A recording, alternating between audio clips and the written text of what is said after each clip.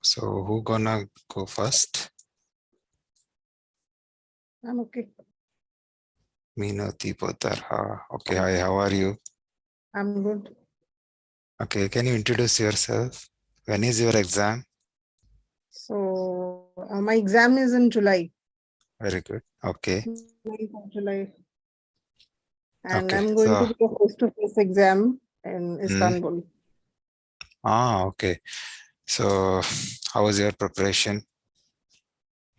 Trying to prepare hard. Just a month Good. or maybe. You are coming for participation. That's a good thing because these mock viva practice are very important for any this type of exams, especially EDAIC exams. You don't need in-depth of knowledge, but you need continuous flow of the talking. You have to answer in a flow. And EDAIC is always just touch and go, not in in-depth knowledge. Okay, so next another volunteer for today is Dr. Narendra Myself, Dutt. sir, is here. Hi, how are I'm you? here. I'm fine, sir. Yes. Okay, we'll come to you when we start with Dr. Minoti. And I request everyone, please mute yourself except volunteers.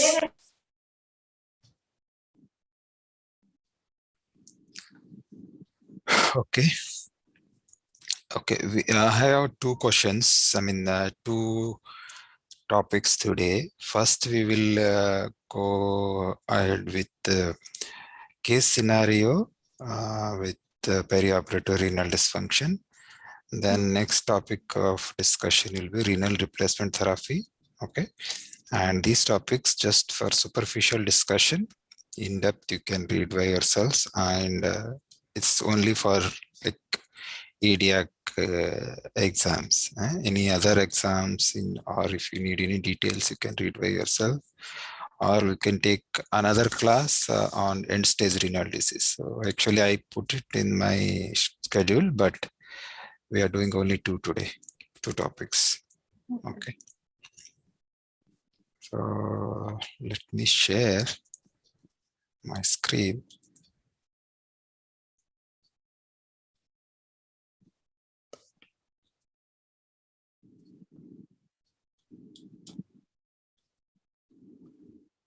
You can see, right? Yes, sir. Yeah. Okay.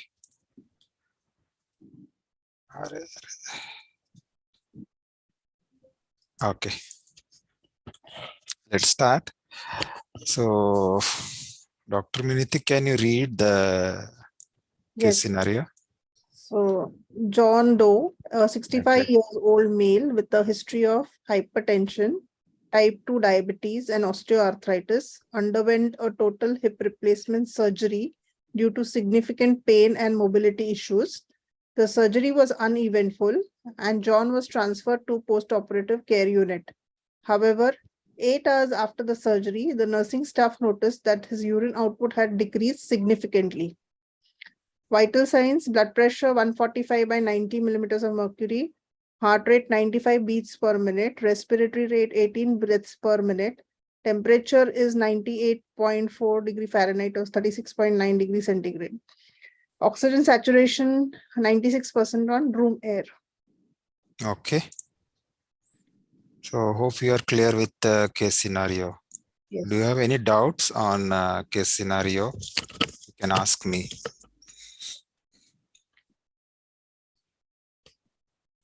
Imagine his baseline labs are normal. I mean, pre-op labs are normal.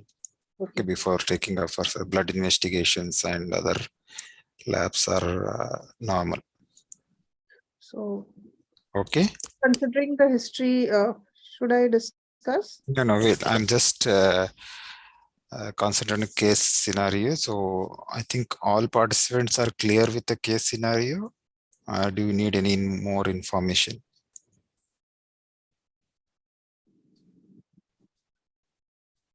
Okay. So if you are clear, let's go ahead with the first question. Okay.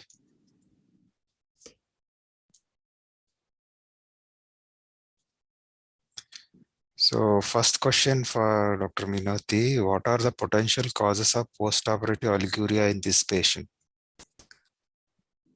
So the potential causes of oliguria in a postoperative patient can be classified as renal, and post-renal causes. Pre-renal causes could be hypovolemia due to hemorrhage, uh, dehydration. Okay, go ahead. Then other causes, the renal intrinsic causes could be hypotension, which is suffered during the surgery. Then due to drugs or used, which can be nephrotoxic, like NSAID or antibiotics. These things can cause acute tubular necrosis or glomerular acute tubular necrosis, which could be the cause of oliguria. Then the post-renal causes could be obstruction to the urinary tract outflow because of kinking of the catheters or clot in the catheter. Okay. So what is the most common cause of renal dysfunction in like surgical patients or perioperative period, or we can say hypotension immediately post-operative patients? Could be hypotension because of hemorrhage, hypovolemia. And but you are like anesthetist, you are inside. Okay, so you think there is an hemorrhage, means there is a bleeding during surgery, so you do everything. You do transfusion, and you start with inotropic support to maintain mean arterial pressure. So what would be any other cause for oliguria? Imagine you treated our hypertension.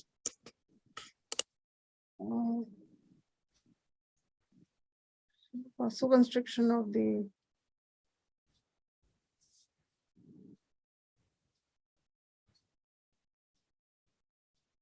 regional anesthesia. Myoglobinuria. Myoglobinuria, until unless something related to trauma patients or crush injuries, you can expect. But I am asking about routine elective cases. Most commonly, we see the renal dysfunction because of dehydration. Most common cause, the simple cause. Dehydration and hypovolemia. Yes. Okay. We like inadequate IV fluids, or that might be the reason. So most common cause. The rest all causes are okay. What you are telling is right, but most common cause is dehydration. Okay, good. Okay, so how are you feeling? So you think you answered correctly for this question? Yes, I missed dehydration. Yeah. And the post-op. Okay. Good thing about, first I'll tell good thing about your answer was you classified the answer. So that's very important for EDAIC exam. Classification, always classify and answer. Half of the marks you will get it. Later you answer it, that's a different scenario, but when you classify, half of the marks you get it. Okay, so rest all you answered well, and according to classification, that is what needed.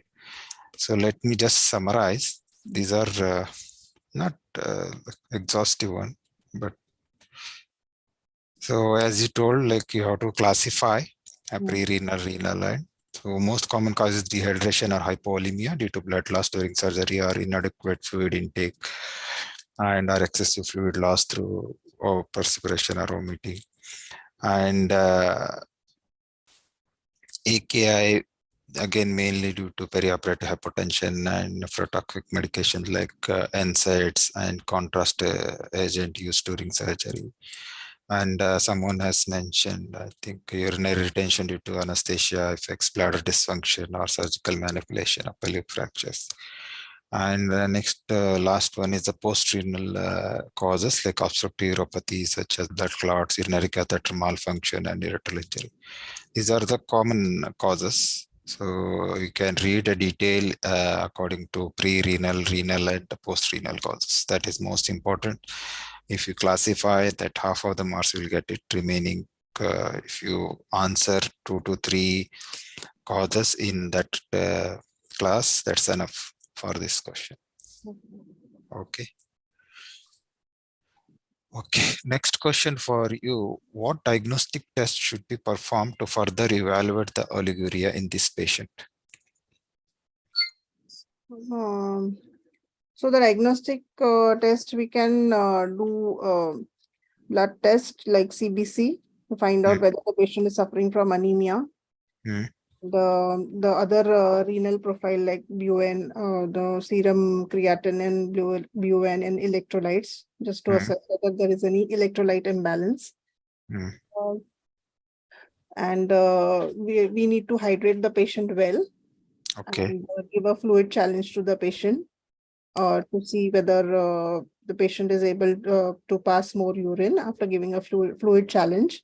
If more than 200 ml urine output is generated within the next 2 hours after giving fluid challenge, then maybe he is not in acute renal failure. Okay. Or if required, we can give diuretics to him, like furosemide, like 1 to 1.5 milligram per kg, just along with the fluid challenge. Okay. Good. Okay.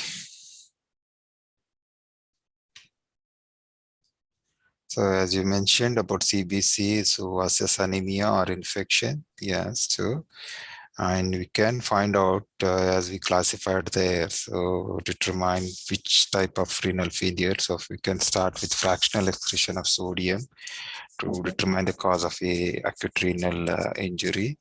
And you can go for ultrasound to evaluate hydronephrosis or any structural abnormalities, and bladder scan or post-void residual measurement to assess for urinary retention. And you can go for serum lactate blood gas analysis to evaluate for any tissue hypoxia or any acid-based disturbances. Okay, good. You're going good. So what are the appropriate? Yes, someone. What are the appropriate management strategies to address the oliguria and prevent further complications? So to manage the oliguria further, like I just mentioned, that we need to hydrate the patient and give a fluid challenge just to understand whether the patient is able to produce more urine. In spite of that, and we, after we order for the investigations, we would know what are the renal parameters are like. We can categorize this patient further for the kidney injury or the which has occurred, to understand the stage of injury the patient has faced. And accordingly, we can decide on to the further management. Okay. So same thing as you mentioned, we have to optimize fluid balance by monitoring fluid intake and output. And so as required, you have to administer fluid to maintain euvolemia, and treating underlying cause and such as discontinuing nephrotoxic medication, addressing bladder dysfunction, and resolving post-renal obstruction. And other measures include monitoring and managing blood pressure. So it's very important, maintaining the renal perfusion and blood glucose level to minimize additional renal stress, and ensuring adequate pain control to prevent stress-induced exacerbation of oliguria. And if required, you can take help of nephrologist. to improve if at all the renal functions are worsening despite of all your measures. Okay. So at this point of time, anyone wants to participate other than the Dr. Minoti and Dr. Narendra? Anyone? They can unmute themselves and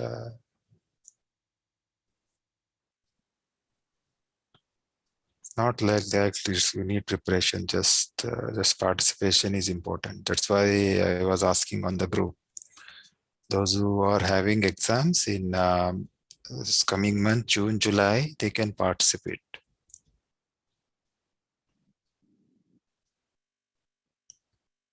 Anyone wants to participate? We have 9 participants.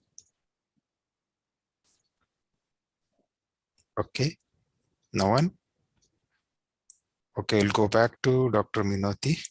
So next question. Okay, so this is the one, as we discuss here. So coming to perioperative renal dysfunction causes, we classify always in any EDAIC mock or any EDAIC viva, classify your answers whenever it's possible. So preoperative factors, intraoperative factors, and postoperative factors. So preoperative, you have to address, was there any pre-existing kidney dysfunction or patient with diabetes and cardiac dysfunction, even old age? And was there any evidence of sepsis, or is there any evidence of volume depletion, or patient was having a hepatic failure or any crush injury? Someone has mentioned myoglobinuria, like crush injury history. These all are risk factors for developing perioperative renal dysfunction, and patient may go for acute renal injury. And if all these risk factors are there, upon that you give some NSAIDs for pain management, so that will exacerbate this renal dysfunction, and they might go for post-operative acute AKI. Okay, so these are the preoperative factors. Intraoperative factors, again, we have discussed like hypovolemia, either by bleeding, hemorrhage, or insensible fluid losses, and kidney ischemia, like even hypotension will cause this, and any inflammation and increase intra-abdominal pressure, like in laparoscopic surgeries. Prolonged pneumoperitoneum might lead to this AKI, especially in susceptible individuals. Okay, and yeah, decreased cardiac output because of our anesthetic drugs, like even in old age, like inhalation agents and other IV agents might decrease the blood pressure, and patient may go for decreased perfusion and might go for acute renal injury. And again, vasodilatation caused by anesthetic drugs. And we discuss about nephrotoxins, like in some cases they use contrast, and embolism obviously will cause renal dysfunction. And post-operative, so again, causes would be hypovolemia, mainly dehydration. Then same causes like hypovolemia and hypotension leads to decreased renal perfusion and ischemia leading to acute kidney injury. And intra-abdominal pressure may be hematoma, or okay, then decreased cardiac output, mainly because of like anesthetic drugs. And yeah, we discuss post-renal causes like urinary obstruction, and was there like an history of lung injury, or maybe because of mechanical ventilation. So these are the causes. If they ask you perioperative renal dysfunction, you should answer this. Okay. And if I ask you,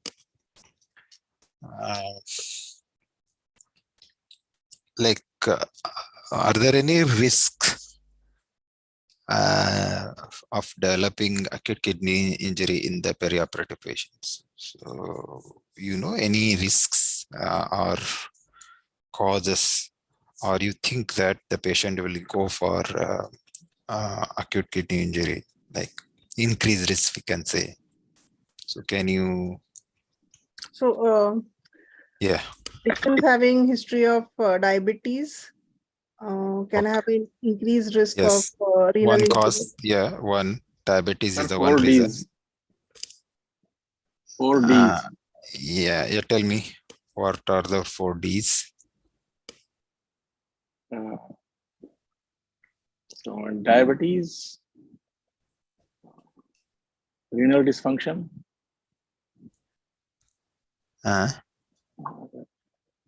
Pre-renal dysfunction. pre-existing renal dysfunction, diabetes, and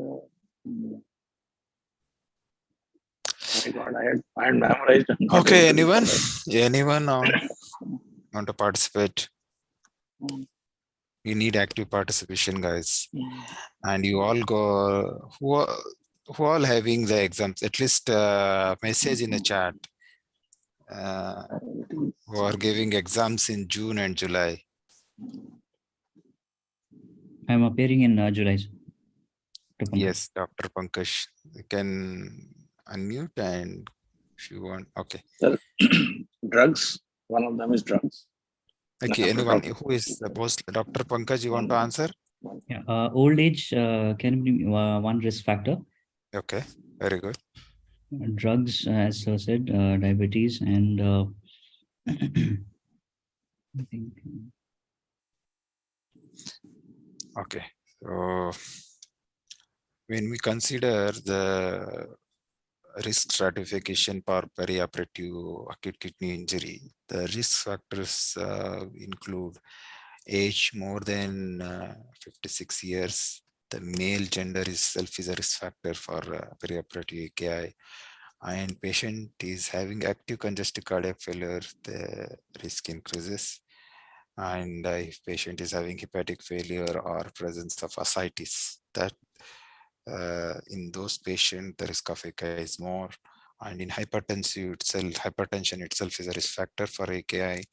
And in emergency surgeries, you have to remember this. It's very important. Emergency surgery increases risk of AKI because patients are most of the time dehydrated, not well resuscitated. There is no time for preparation. We'll go for surgery immediately, and this anesthetic will exaggerate. Yes. Surgeries to do with the major vessels like the aortic, cross clamping.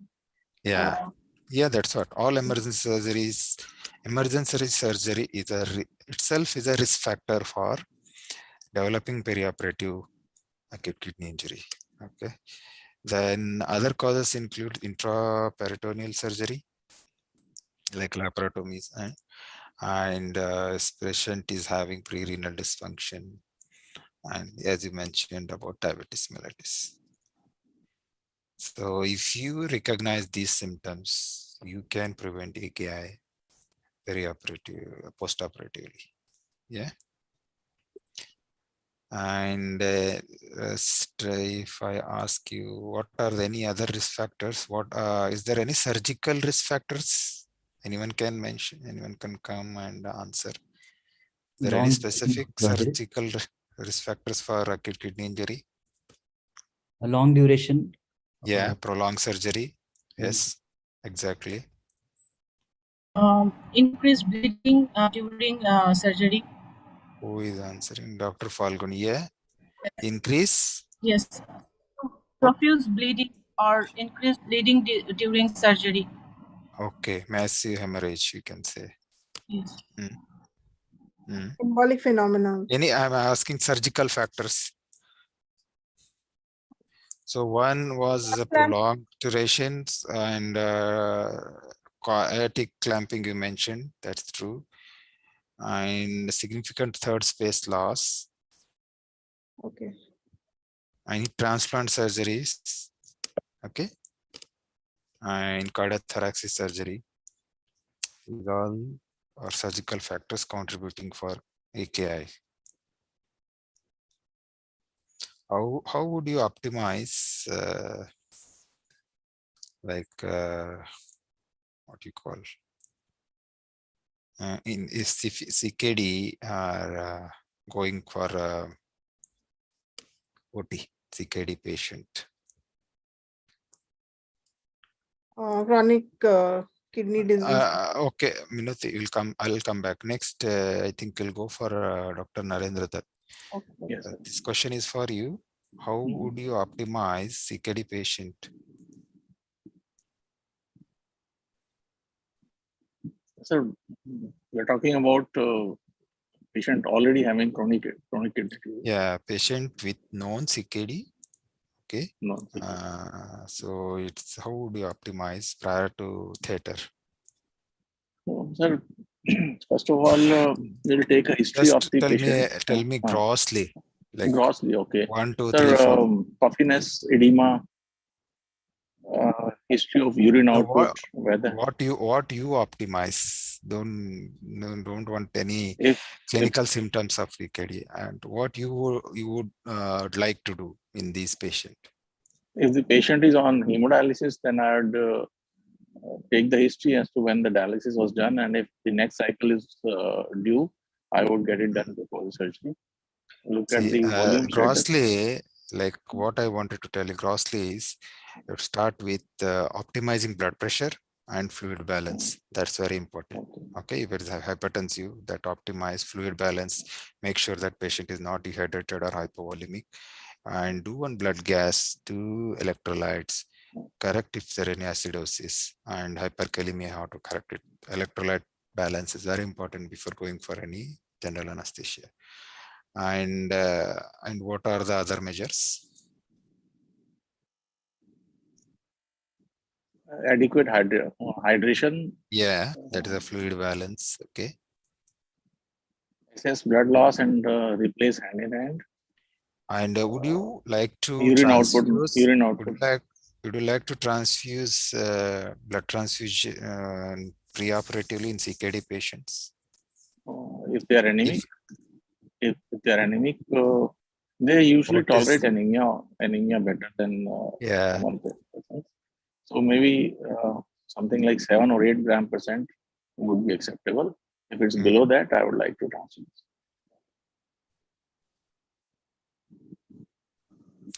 Usually, like in CKD patients, we don't do transfusion preoperatively unless there is an evidence that there is an ongoing blood loss, like trauma patients. We do transfusion. Yeah, most of the time we don't do preoperative transfusion. And what else? And coagulation profile is important in CKD patient, I think so. Yeah, exactly. Why?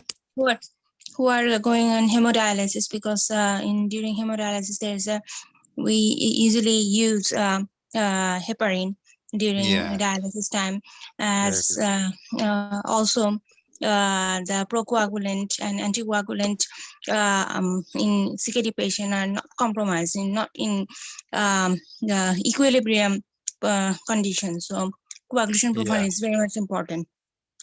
Exactly. And in CKD patient, most of the time platelets dysfunction is there. Like we can say pseudo thrombocytopenia. Most of the time you will get like thrombocytopenia, and also there is platelet dysfunction. So like sometimes platelets are normal also, but still the function of the platelet functions are deranged in CKD patients. So that has to be kept in mind if you are anticipating any major blood loss, to try to arrange blood products before only.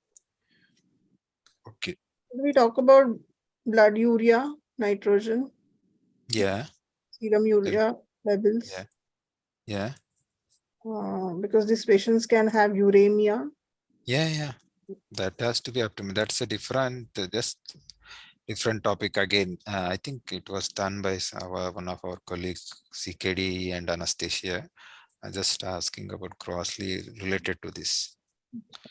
So, and now let's discuss. Okay, anyone wants to participate now, other than these two? Okay, Dr. Minati will come back to you only. So, how will you manage if patient is on ACE inhibitors and ARBs? So ideally, the ACE inhibitors and ARB have to be stopped prior to the surgery. You practice in your day-to-day cases? You do this? How Yes, you do? If patient is on ACE inhibitors and ARBs, you stop, tell them to stop it before surgery, or you just it's okay to the continue? incidence of hypotension during the surgery, during post anesthesia, is higher with these Yeah. drugs. So we generally tell them to omit the dose prior to surgery. Yeah, that's ideally it should be stopped, but in my practice we are not doing that. So ideally, but in EDAIC you can answer that. ACE inhibitors should be stopped prior to surgery. That's it. Okay.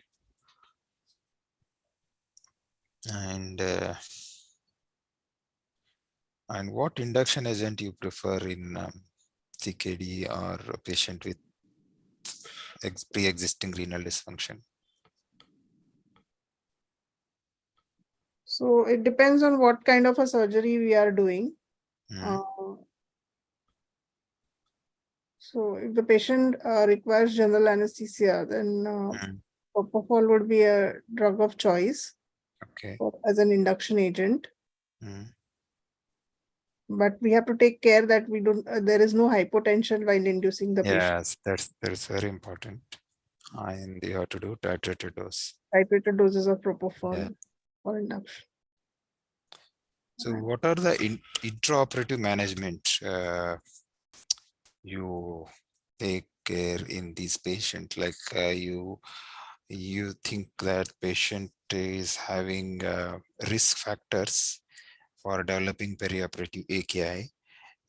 Imagine the same patient, our case scenario, there's old age, diabetes, and imagine renal, like long-standing diabetes with renal, like you can say old age. So in these patients, what measures you take so that you can prevent post-operative AKI?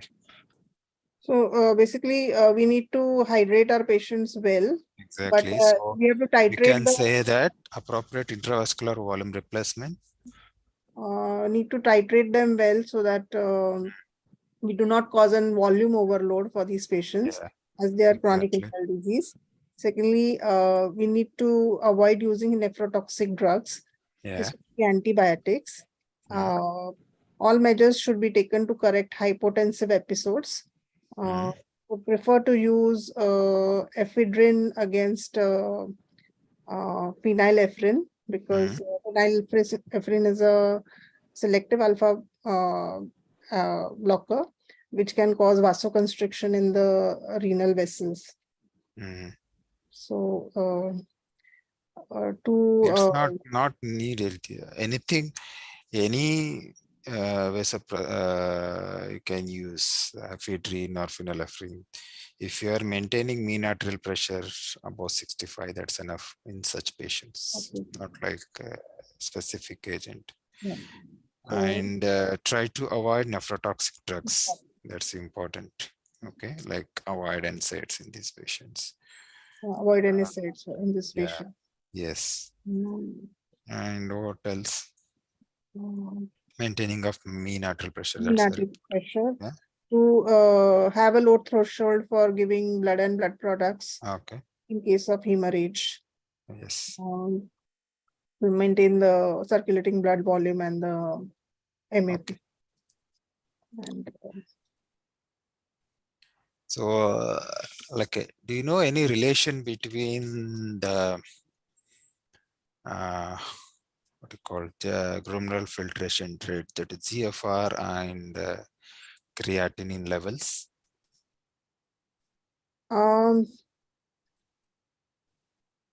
So there is a criteria, there is a kidney injury criteria No. called Yeah. Now, how it is related?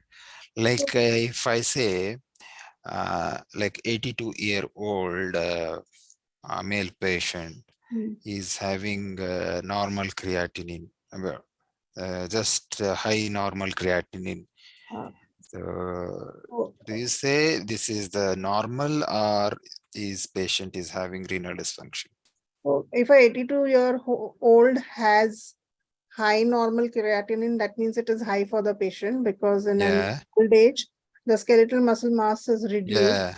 So your Exactly. creatinine levels will be lower than the normal, should be lower Yes. than the normal. Yeah. Yeah. So having a Exactly. high creatinine rate So, is actually having a higher creatinine for this patient.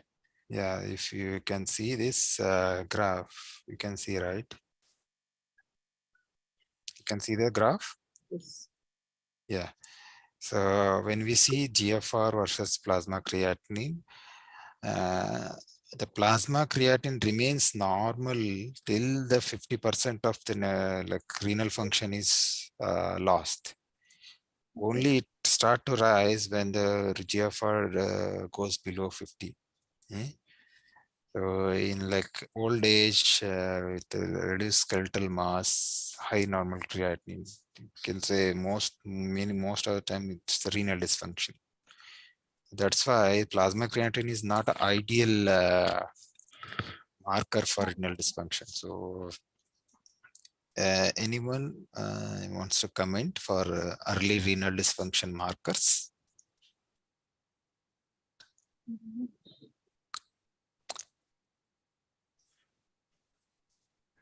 If increase in creatinine, which signifies that more than 50% of the renal function is lost.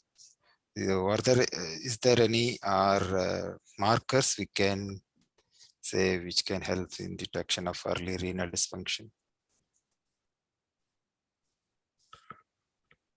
These questions will come when you answer all the questions. This is not like pass or fail. These are like bonus. Okay, there are two things. One is serum cystatin C. It's a protease inhibitor, which is less affected by skeletal mass and diet. Another one is NGAL. Okay, neutrophil gelatinase associated lipocalin. NGAL, we can say.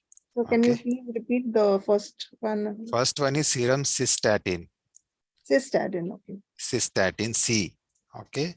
Second one is neutrophil gelatinase associated lipocalcin. Okay. Okay. I will post it in your chat box. Okay. Yeah. But it's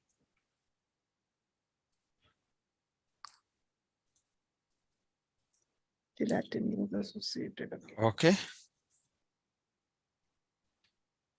I think we are done with this. Yeah. Okay.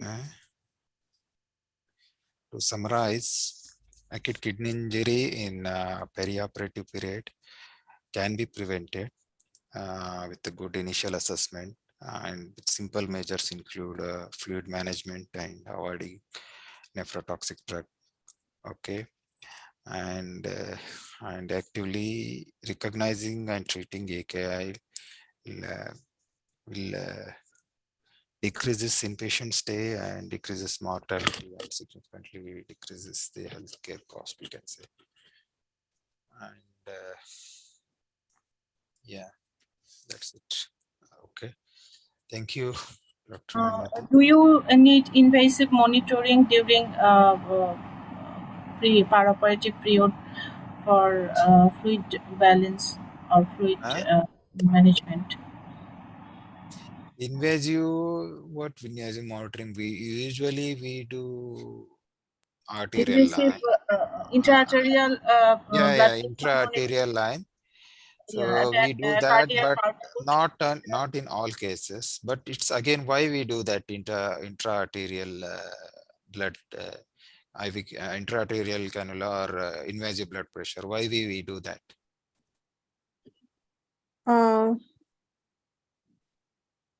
That is to assess the beat to beat blood pressure changes that are happening.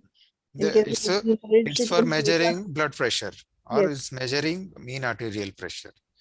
So if serial you are maintaining mean arterial pressure above 65, that's our aim, either it is invasive or non-invasive. But in certain cases, like like cardiac cases and all, we need more aggressive management of monitoring of the blood pressure. There we go for invasive blood pressure.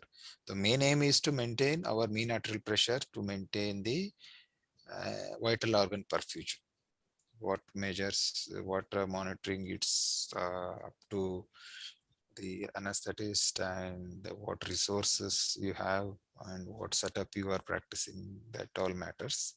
But our aim is to maintain mean arterial pressures.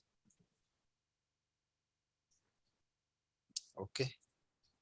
Thank you, Dr. Minoti. So we'll go for one second. question. Can they Yes. ask us about renal transplant in the exams? Yeah, definitely. I think we can take another class on that. They might ask. Yes, definitely they'll ask. Yeah. Okay. Okay. So this is the correlation between GFR and plasma creatinine. Okay. So to quickly go for next question. Dr. Narendra, you want to come on? Yes, sir. Okay, so you can go ahead. So renal replacement therapy for you. So can you, first question is what is AKI and can you define AKI as per the AKI network? It's, acute kidney injury is an abrupt decline in the renal function, usually within 48 hours, which is clinically significant. As like AKI network definition is there, you are aware of it? I don't remember that. I read about KDIGO and RIFA. Okay, what is KDIGO definition?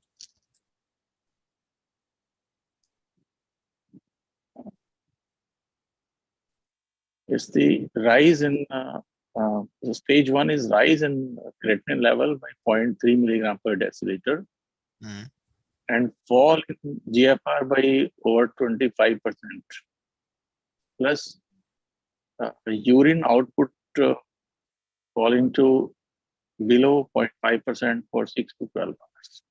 Okay. Stage 2 is increase in serum creatinine to twice the pre-existing level and fall in urine out to below 0.5 ml per kg per hour for more than 12 hours. Yeah. And stage 3 is rise of creatinine to either 4 milligram percent or 3 times the baseline plus urine output 0.3 ml per kg per hour or lesser for 12 to 24 hours or anuria for 12 hours. Good. So yeah, you are told in detail. So let me tell you this. This is the, when they ask you AKI network definition of AKI is an absolute increase in serum creatinine of more than 0.3 milligram per deciliter. So if you are practicing in somewhere where if it is more than 26 micromole per liter from the baseline, and a percentage increase in serum creatinine that is more than 50%, and 1.5 times the baseline, and or reduction in urine output less than 0.5 milligram ml per kilo per hour for more than 6 hours, which constitutes the AKI. Okay. So next, coming to what are the causes? Okay. What are the indications for renal replacement therapy? Okay, sir. The indications are volume overload, Hmm. life-threatening hyperkalemia or metabolic acidosis. How will you define life-threatening hyperkalemia? Serum calcium, serum potassium levels exceeding 7 mg%, and blood pH falling below 7.1. Grossly, again, I was telling in first question, grossly just classify whenever they ask you like indications or something, this type of questions. Like grossly in AKI or acute kidney injury, you will go for renal replacement therapy. And certain evidences say that in sepsis patients, renal replacement therapy will help. And in certain toxicity, drug toxicity, which are dialysable, where also we go for renal replacement therapy. Or uremic encephalopathy. Yeah. So for these are the three like broad classification. So now I'll come to your like point. So what are the indications for renal replacement therapy? Like when we consider patient is having acute kidney injury, and what are the criteria, like in which conditions you will go for renal replacement therapy if patient is having acute kidney injury? Yes, you started with volume overload, hyperkalemia, acidosis, uremia, and to remove toxins. acidosis, uremia. Like how you, like, is there any level, or like how will you decide? Pericarditis. Not sure. Yeah, so that is very important. Okay. So acute kidney injury in with having patient with fluid overload, which is refractory to diuretics, hyperkalemia, where the potassium level more than 6.5, and severe metabolic acidosis, which pH is less than 7.1, and rapidly increasing urea creatinine ratio or urea more than 30 millimole per liter. And symptomatic uremia, that's very important. Okay, pericarditis, encephalopathy, bleeding, nausea, and pruritus. And again, this oliguria and anuria is the important indications for renal replacement therapy. So, well, all right. So we'll go for the third question. Which type of renal replacement therapy usually used in ICU? Yes. Hemofiltration is used more often. The types of renal replacement therapy. There are hemofiltration. Again, you classify. Okay. Anything, just you classify broadly so that it's very easy for you to answer rather than going here. I don't know about the classification. Yeah. Okay, what you know? Hemofiltration, hemodialysis, or combination of both. Can we intermittent, continuous, continuous and intermittent? Okay. Anyone? In ICU, I think we use continuous. It can be classified as intermittent dialysis and continuous dialysis, peritoneal dialysis, and slow continuous ultra dialysis. Exactly. Under which under continuous dialysis, it can be continuous hemofiltration, continuous veno-venous hemofiltration, continuous diafiltration, and continuous arteriovenous hemofiltration. And yeah, so that it This can is the way. Yeah, exactly. Excellent, Dr. Pankaj. So, yeah, Dr. Narendra, you are answering that is also correct. But what I expect you people to answer in this way, okay? Whenever the question is like type of renal in the ICU is, broad classification like intermittent hemodialysis, continuous renal replacement therapies, and hybrid therapies, that is SLED, sustained low efficiency dialysis. So in continuous RRT or CRRT, most commonly used in ICU and like hemodynamic unstable patients. So this CRRT, so it includes continuous vena-venous hemofiltration, continuous vena-venous hemodialysis, and hemodiafiltration, and slow continuous ultrafiltration, that is SCUF. Okay, these are the broad classification. Only this type of questions only they will ask in EDAIC. They will not ask anything extra or any details. If you know this much, that's enough. Okay, all right. Right. Okay. So anyone wants to participate? The last question, or we will go back to Dr. Narendra only. Do they tell us to elaborate on how it is done? Yeah, I'll come to that like later.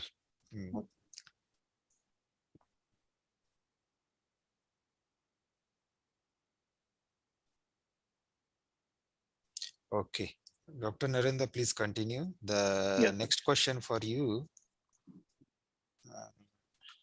Okay, what are the complications of renal replacement therapy? The renal replacement therapy may result in hypotension.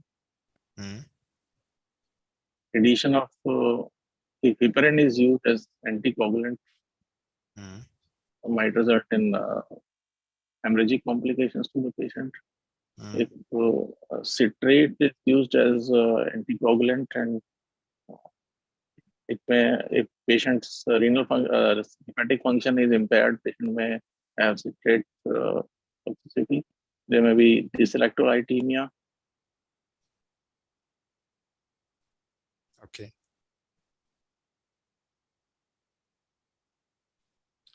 All right.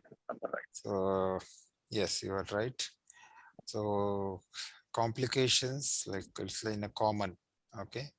Complications of RRT includes it's related to vascath only.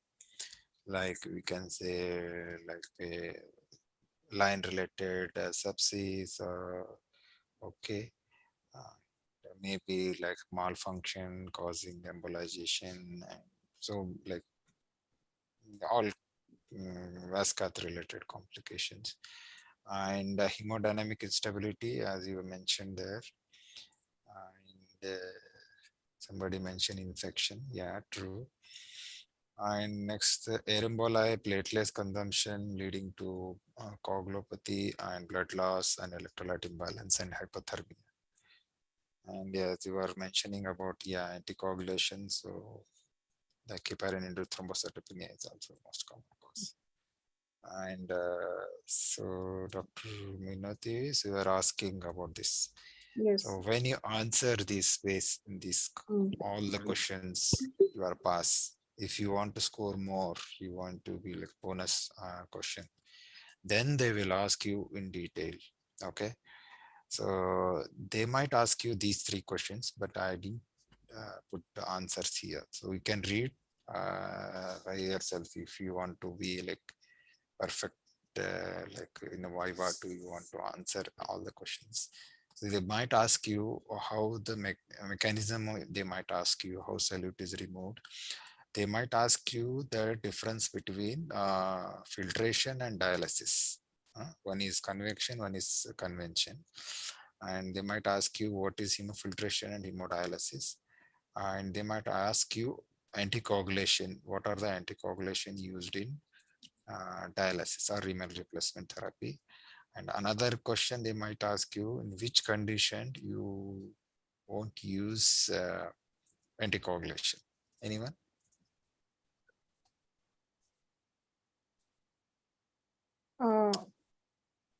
When patient is posted for an emergency surgery and has just undergone, and we have advice for dialysis, so we would like to have a heparin-free dialysis for these patients.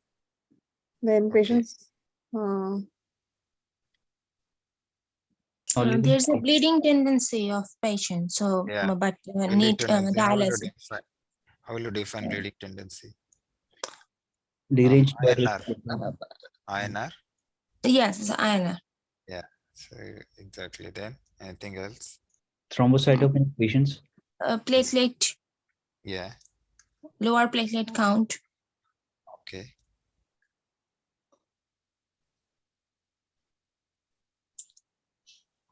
Okay. Can also do BTCT, I think so. Yeah. So today's participant, who all are giving exams in June and July? I am Not giving me, it sir. July. I am also Who is- giving it. I am appearing in October end. October. Who? October. Who is giving in October? I'm giving in November. November. It's okay, good. But I highly recommend you guys to participate. Like when your exams are near, you participate. It's nothing to be a perfect. Like you participate, you answer. That's very important for any mock vivas. Means any vivas. So I was asking about in which condition do you don't use anticoagulation. So you can note down INR if it is more than 2 or 2.5 and APTT is more than 60 seconds and platelet count is less than 60. Okay. So these are the, I asked you, how we'll define coagulopathy. These three things you can say if they ask you. And another is specialty with activated protein C. Okay. So we are done with topics. Anything you want to say or anything?